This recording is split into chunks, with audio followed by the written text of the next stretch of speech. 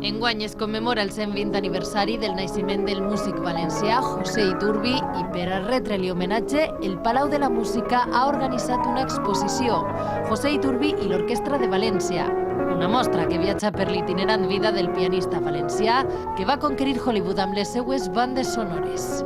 La mostra recull 300 fotografies privades i professionals i nombrosos documents inèdits com ara programes de mà originals signats per ell, entrades als seus concerts o els títols honorífics que va rebre tant en València com als seus 40 anys de residència als Estats Units. La mostra vol ficar el nom del valencià al seu lloc, ja que, com ha explicat un dels comissaris de l'exposició, la memòria és molt curta i Iturbi no té el reconeixement que deuria. En el caso de Iturbi, pues es lamentable que estoy convencido que gran parte de los valencianos no se acuerda de Iturbi, o ni quien siquiera posiblemente ni lo conoce, ¿no? Iturbi, de alguna forma, fue una de las grandes figuras de la música internacional.